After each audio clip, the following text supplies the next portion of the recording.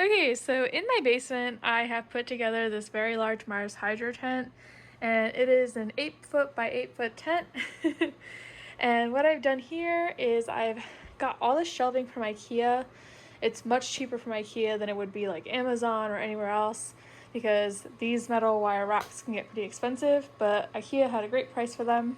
Also, I'm using a large Mars Hydro light for this. So I specifically wanted it on the side of the tent that had the least amount of plants because a lot of the plants can't tolerate the amount of light that comes from Mars Hydro light because it's just that strong. Now this one does have a dimming feature, so I can make it much darker in here if I wanted to. For now, I'm just gonna have it on the highest option, and then I'm gonna come in here with my light meter and just read what it reads and see if that is acceptable or if I should lower it. This tent is actually gonna be mainly for my plant shop, so for the most part, I shouldn't have any personal plants in here. I'm going to try my best to keep it that way. I really just want it to be focused on the plants that I'm going to be selling. And that way it gives me a better idea of really what inventory I have. Right, Nina girl? So it's not like a large plant shop or anything like that, but it is plants that I really want healthy and rooted and to give people the best kind of plants that they can get. So over here, in this corner is my humidifier. So normally this door won't be right on top of it and I'm gonna move it a little bit. But what this is a humidifier and heater in one. So right now down here, if we look at this little gauge, it reads that it's 64 degrees Fahrenheit and 66% humidity. So my humidity in my basement's pretty good, but I just turned on the humidifier and heater. So it should bring that heat up to a desirable amount. So just in case it gets too cold, I have that here. I was actually really happy to find a humidifier and a heater in one because I was really concerned about just buying a heater as I was worried kind of about moisture. But with it being also a humidifier, I feel like that's less of an issue. And it has different gauges. You can do low, medium, or high heat. So it's pretty fantastic.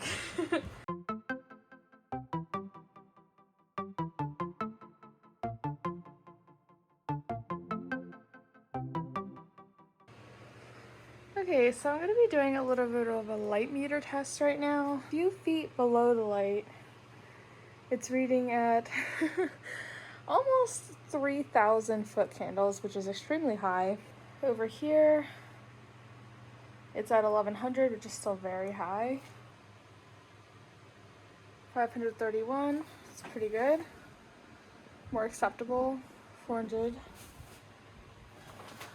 Let's try the back corner here.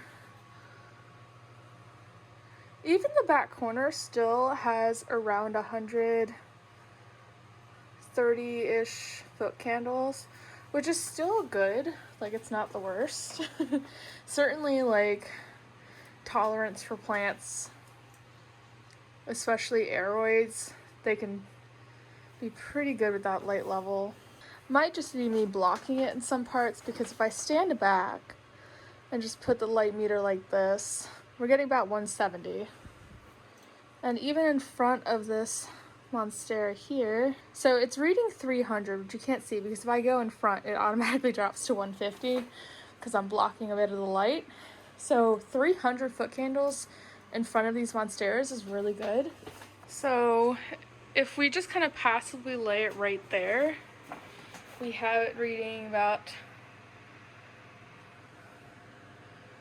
between 200 and 300. It fluctuates a bit. But the awesome thing is this is the material the tent is built out of actually reflects light back onto the plants. So normally in a plastic greenhouse, you would have a lot of wasted light that just kind of disperses through, doesn't reach the plants. This reflects it back onto the plants, so you don't waste light, which is awesome. So this light is on this side of the tent.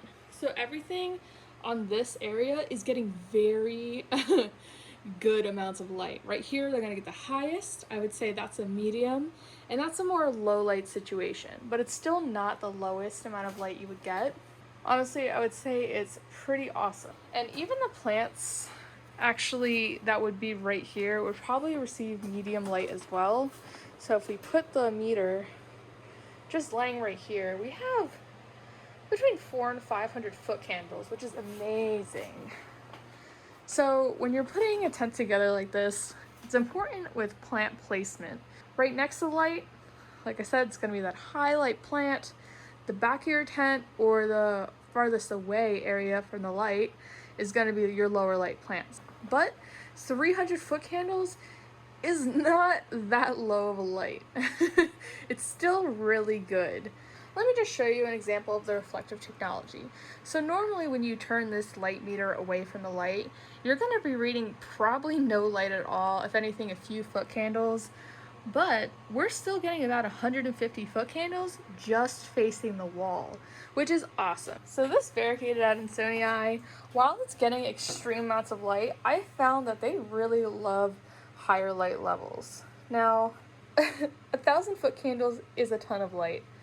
Honestly, I'll have to monitor it to make sure that it's not too much for it, because honestly, that can be a lot. That can be like way too much for plants, especially aeroids.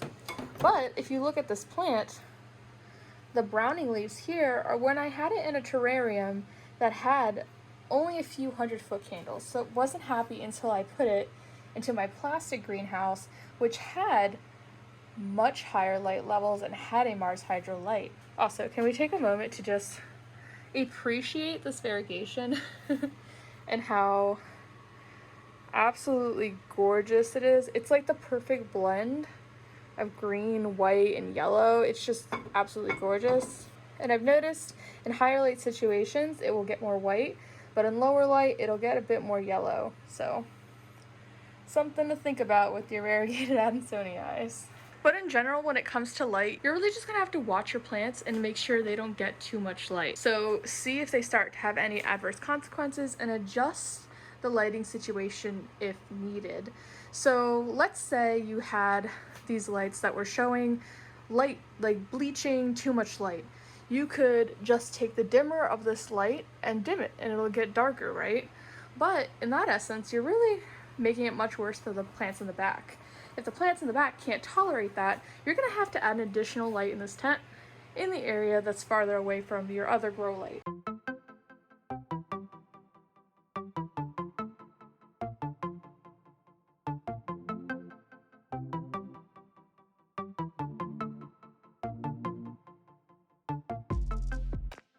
Okay, so it's actually been a little while later.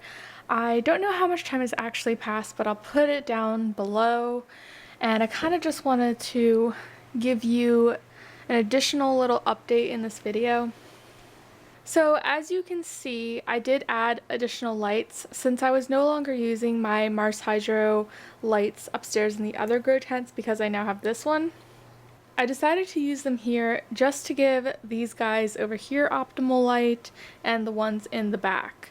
Now I did this because the more I put stuff in here, the darker it did get in some spots, so I just wanted to make sure everything was well balanced. Over here I have my White Princess army, which are currently acclimating to the tent. They're actually the newest additions in here, and they do seem pretty happy.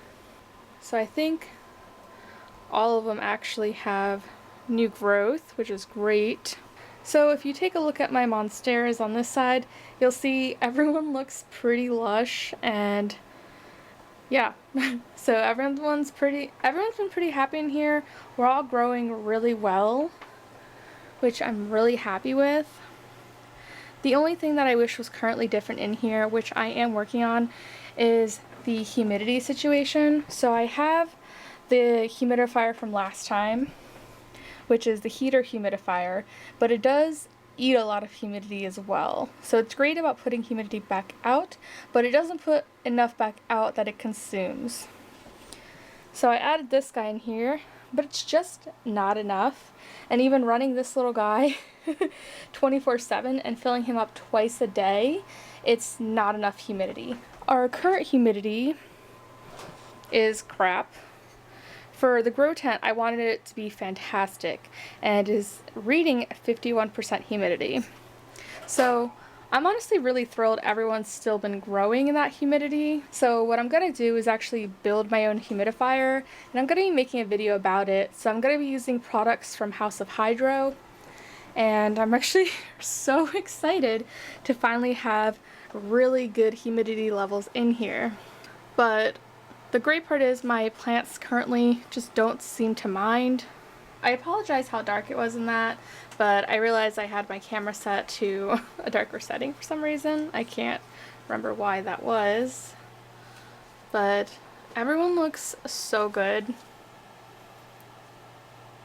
But yeah, this definitely goes to show you what I've always been kind of saying, which is humidity is not as big a deal as people like to think it is. So even though these guys have been struggling in the 49% to 51% kind of range, they've been doing fine. I want them to do phenomenally, so that's why I want the humidity raised, because this is a place where I can bump my humidity so high and not care, you know? I don't have to worry about my house walls. And I'm really, really excited to be able to do that. But as you can see, even the ones with large chunks of white aren't browning. The brown that was there was just damage from a long time ago. But yeah, I feel like everyone would just fare better with a higher bump. So the lighting in here is great. This light that I just showed you in the previous clip has been excellent for these plants. If you can see here, the variegated Adansonii just hasn't stopped growing. I'm going to turn this off. Sorry, I'm trying to make it as quiet in here as possible. I've tried to turn off everything. There's just so many fans. I even have my inline fan up here. So I'm going to be attaching a carbon filter to the end of this, and the carbon filter is going to be filtering out any kind of bad smells or things that may kind of accumulate. And this inline fan here, what it does is it acts as an exhaust, so it gets out all the air from the tent to allow like really great airflow. But as you can see here, the plants I think need the most light are in this section, like I just had previously discussed, and then everyone else is just kind of moved around. So let me back out here a little bit. So I'm glad of the size of this tent, honestly, because in a smaller tent, while it would be much easier to get my humidity up, and it would really probably only be the plants that I needed to get that humidity up, I wouldn't even need a humidifier. With my purpose here, as this being my plant shop, I need a lot of room. And the room is because eventually, come springtime, I'm going to be propagating a ton of these plants, so I'm just going to have hundreds of propagations, and I need room for that. So I do have to supplement with that additional humidifier, but I'm actually really looking forward to create that new one. I know it's going to be fantastic, and I can't wait to show all of you what it looks like. My greatest concern in here so far has been my VPD, which is a measurement tool that all of us should be using that I'll be discussing in a different video. But for the most part, the reason I'm worried about the VPD is because my VPD levels are high, and it's high because I have high heat, but I have low humidity. And what that means is that the stomata in the plant are going to close up. They're not going to be able to cool themselves, and it can lead to a plant slow death if you don't remedy that, unfortunately. I'll be doing a much more in-depth video about this particular measurement because honestly, it's something everyone should account for in their plant growing environments, and in my opinion, it's the reason that humidity, particularly high humidity, is not as important as everyone makes it seem it is. Just like right here, I have no browning on any of these variegated monsteras.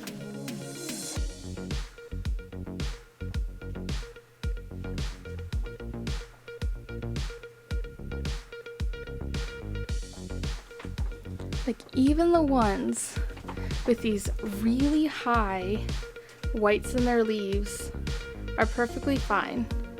And guys, they're in 49% to 51% humidity. And I'm gonna tell you that me talking about VPD in this video that I have planned is just gonna blow your minds if you already don't know about it. But I'm really, really excited to talk to you about it because it's something that could save a lot of plants for people.